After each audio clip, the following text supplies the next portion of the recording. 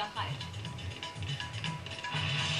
संसद में ले जाने पर अन्ना लालू ने कहा, क्यों झुके सरकार? लेफ्ट बोला, दूसरा गांधी बनने की कोशिश ना करें। 4 राज्यों में चुनाव से पहले यूपीए का बड़ा दाव, नौकरियों में आरक्षण को कैबिनेट। शिवसेना नेता अनंत गीते ने कहा कि इस लोकपाल की कोई जरूरत नहीं, सरकार हड़बड़ी ना करे। हड़बड़ी में, जल्दबाजी में या किसी भी तरह से किसी के दबाव में आकर यदि हम लोकतंत्र से हटकर तानाशाही की ओर जाना चाहते हैं तो उसका विरोध हम आखिरी तक का संशोधित विधेयक सरकार लोकसभा में करेगी पेश। भ्रष्टाचार रोधी विधेयकों का अहम अंग है ये विधेयक। 4 दिन के अवकाश के बाद संसद के विस्तारित शीतकालीन सत्र में लोकसभा में आज ऐतिहासिक लोकपाल और लोकायुक्त विधेयक पर चर्चा होगी। ये चर्चा 3 दिनों तक चलेगी। विधेयक पर काफी गर्मा गर्म बहस होने की उम्मीद है और इस दौरान प्रमुख विपक्षी दलों की ओर से संशोधन पेश किए जा सकते हैं। कई दलों के सदस्यों ने पहले से ही विधेयक के प्रावधानों पर चिंता जता दी है। अनेक दल अब भी प्रधानमंत्री को लोकपाल के दायरे में शामिल करने के खिलाफ हैं। सांसदों के बीच आमतौर पर इस बात पर एक राय है कि संसद कानून बनाने वाली सर्वोच्च संस्था है। अध्यक्ष जी, आपने अनेक मंत्रियों को बिल प्रस्तुत करके देखा होगा। चूंकि बिल पारित कराना होता है, इसलिए मंत्री बहुत शांति से शांत मुद्रा में बिल रखते हैं और हाथ जोड़कर अंत में प्रार्थना करते हैं कि इस बिल को सर्वसम्मति से पारित करिए। लेकिन वो तो लगता था लड़ने के लिए तैयार, बजाय बिल के प्रावधानों पर बोलने के लिए वो एक राजनीतिक भाषण कर रहे थे।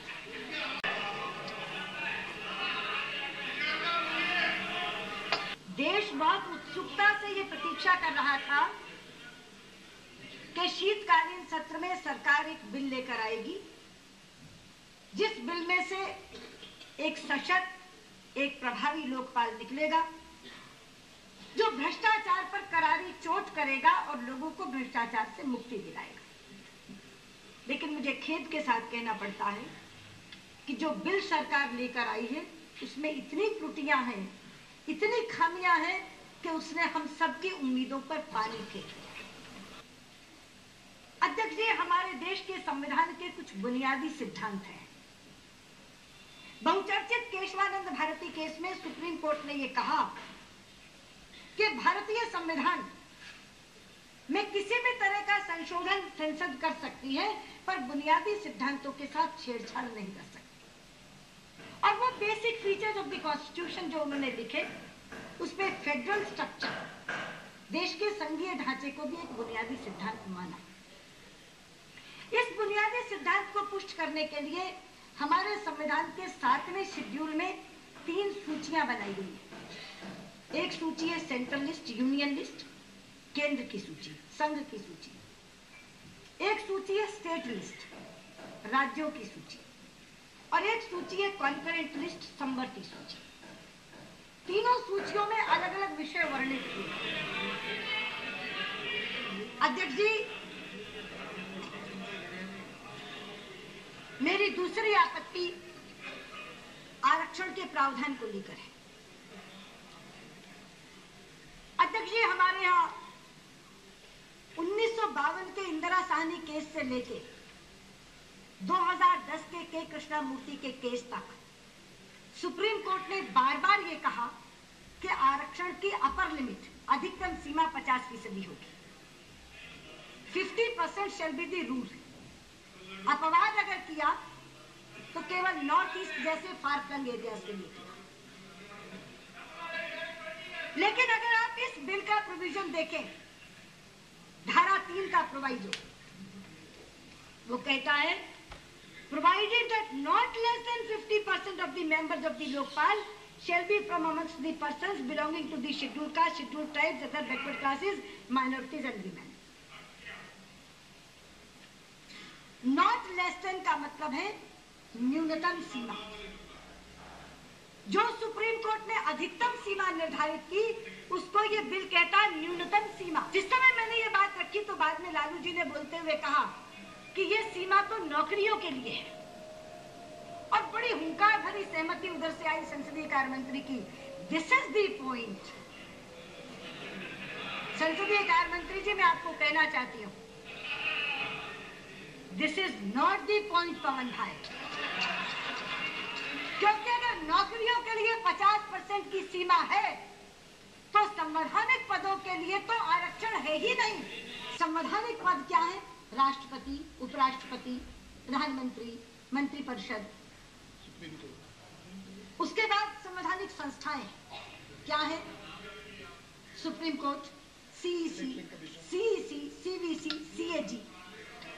संवैधानिक संस्थाओं में हमारे यहाँ आरक्षण का प्रावधान नहीं। प्लीज एक सुनीता बैठ जाइए, कॉन्फ्रेंस कर लीजिए अपना, बैठ जाइए, बैठिए। Nothing else will go in record. प्रधानमंत्री, आज भी वर्तमान प्रधानमंत्री डॉक्टर मनमोहन सिंह माइनॉरिटी से हैं, पर इसलिए नहीं है कि माइनॉरिटीज के हैं, इसलिए है कि ये श्रेष्ठ हिंदुस्तानी है। अध्यक्ष जी, बैठ जाइए, शांत हो जाइए, हो जाइए। अध्यक्ष जी, न्यायपालिका में देखिए, सुप्रीम कोर्ट के सर्वोच्च न्यायालय के सर्वोच्च न्यायाधीश, chief justice of India, 5 chief justice of India minority से हुए। अध्यक्ष जी, न्यायपालिका के बाद संवैधानिक संस्था पर आइए। भारत को विश्व का सबसे बड़ा लोकतंत्र कहा जाता है, biggest and the largest democracy of the world. आज हमारे निर्वाचन की पूरी प्रक्रिया का संचालन माइनॉरिटी का व्यक्ति कर रहा है, हमारा CEC, chief election commissioner Shri SY Qureshi. इसलिए नहीं चुना कि वो माइनॉरिटी है, इसलिए नहीं चुना कि वो माइनॉरिटी है, इसलिए चुना कि वो काबिल है, वो योग्य है। अध्यक्ष जी, ये बिल संविधान के महत्वपूर्ण प्रावधानों का उल्लंघन करता है।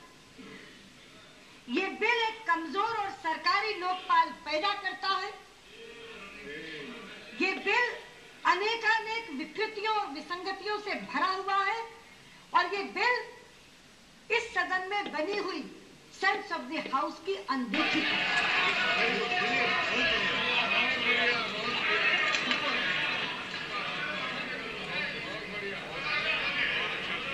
आपकी बारी आएगी, आप बोलिएगा, बोलने नहीं दीजिए, आप बैठ जाइए ना, आपकी बारी आएगी। आप फिर क्या कर रहे हैं?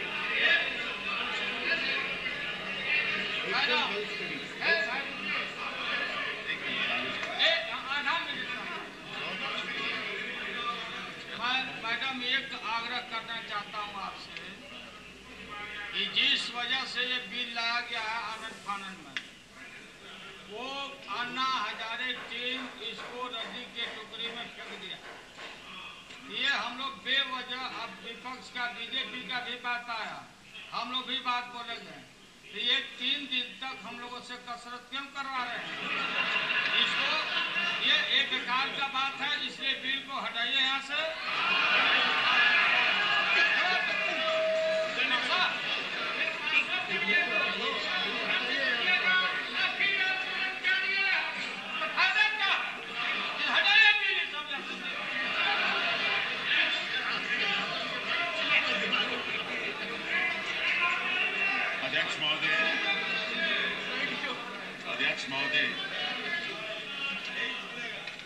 अध्यक्ष महोदय, देश के भविष्य में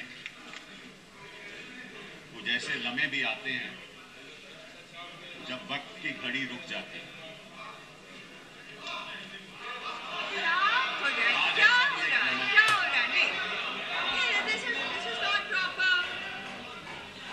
अध्यक्ष महोदय, मैं विपक्ष से आग्रह करूंगा कि हमने चुपचाप सुषमा जी के बढ़िया भाषण जो सुना, हम चाहेंगे कि जो कर्टसी हमने सुषमा जी को प्रदान की, ऐसी कर्टसी हमें भी प्रदान करें।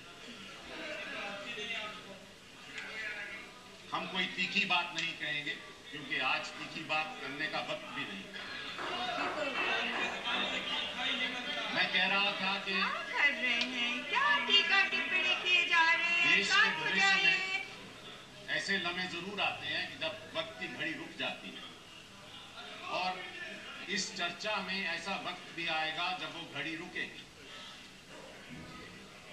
और अगर ये बिल पारित होगा तो इतिहास में सुनहरे अक्षरों में लिखा जाएगा।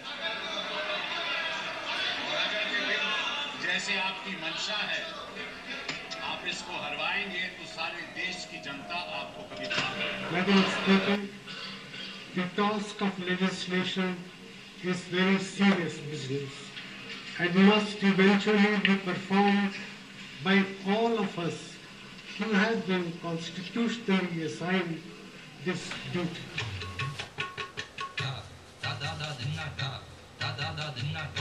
लालू यादव का जन्म हुआ 1948 में। हमारे आने के पहले अंग्रेज भाग गया। 10 बजे के हिंदी समाचार में आप सभी का स्वागत है। मैं हूं राहुल गुप्ता। समाचार देखते हैं विस्तार से। सबसे पहले बात करते हैं संसद की। कल लोकसभा में दिन भर चली बहस के बाद आखिरकार ऐतिहासिक लोकपाल और लोकायुक्त विधेयक 2011 ध्वनि मत से पारित कर दिया गया। संशोधित लोकपाल विधेयक में राज्यों को अपने लोकपाल बनाने की छूट, सैन्य बलों को लोकपाल से बाहर रखने का प्रावधान और प्रधानमंत्री के खिलाफ लोकपाल की जांच के लिए 3/4 से घटाकर 2/3 करने का संशोधन किया गया है। 10 घंटे की मैराथन चर्चा के दौरान कुछ प्रावधानों पर भाजपा समेत कई दलों के कड़ा विरोध किया, लेकिन प्रधानमंत्री मनमोहन सिंह द्वारा दलगत राजनीति से ऊपर उठकर इसे पारित कराने की अपील के बीच यह विधेयक निचले सदन ने पारित कर दिया। लोकसभा में करीब 10 घंटे तक चली बहस के बाद आखिरकार लोकपाल लोकायुक्त विधेयक 2011 मंगलवार देर रात पारित हो गया। सरकार ने इसे यूपीए सरकार की एक बड़ी उपलब्धि बताया है। Commitment given by the Honorable Prime Minister Dr. Manmohan Singh and also Honorable UPA Chairperson Madam Sonia Gandhi that we got to bring the local bill in the House in the winter session and we will take all possible steps to pass the bill. That has been achieved. It's a great achievement for us. लेकिन बसपा, सपा और राजद सदस्यों के अनुपस्थित रहने के कारण लोकसभा में लोकपाल पर संविधान संशोधन विधेयक नामंजूर हो गया। हालांकि कांग्रेस और यूपीए के लगभग 25 सांसद भी उस वक्त सदन में मौजूद नहीं थे। इस विधेयक को पारित कराने के लिए विशेष बहुमत की आवश्यकता थी, लेकिन ये हो न सका। लोकपाल विधेयक को सशक्त बनाने के उद्देश्य से उसे संवैधानिक दर्जा दिलाने का विधेयक पारित नहीं होने पर नेता सदन प्रणब मुखर्जी ने गहरा दुख जताया।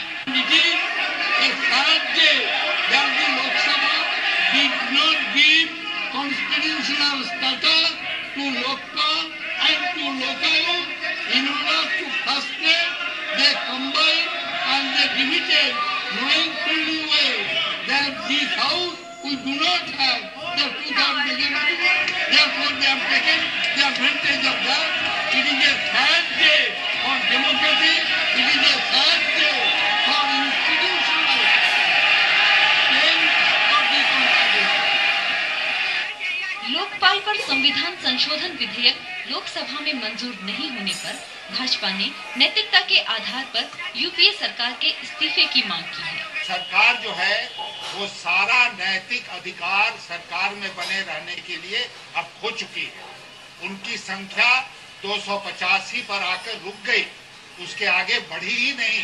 बार बार वोटिंग किया गया, बहुमत के लिए 273 चाहिए जो सरकार के पास नहीं है, और इसलिए मैं महसूस करता हूं और पार्टी महसूस करती है कि इस सरकार को नैतिक आधार पर इस्तीफा दे देना चाहिए। मत विभाजन से पहले समाजवादी पार्टी समेत कई दल लोकपाल बिल पर अपनी असहमति जताते हुए सदन से बाहर चले गए। हालांकि अब लोकपाल विधेयक को लोकसभा की मंजूरी मिल चुकी है और अब सबकी निगाहें संसद के ऊपरी सदन राज्यसभा में इस पर होने वाली चर्चा पर टिकी होंगी, क्योंकि राज्यसभा में समीकरण को देखते हुए यूपीए सरकार के लिए इसे वहां पारित कराना काफी हद तक विपक्ष के रवैये पर निर्भर करेगा। Bureau report, DD news.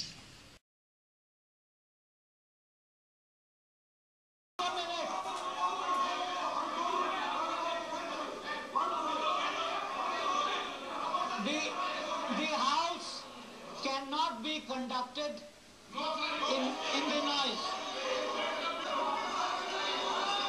I'm afraid the chair has no option.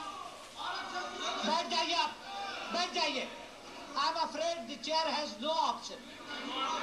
Most reluctantly, please. Just a minute.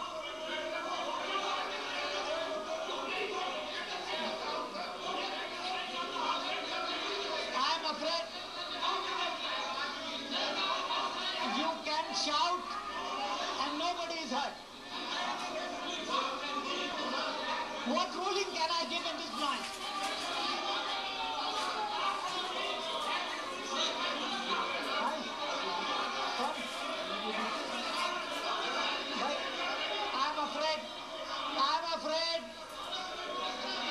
I'm afraid I can't do anything.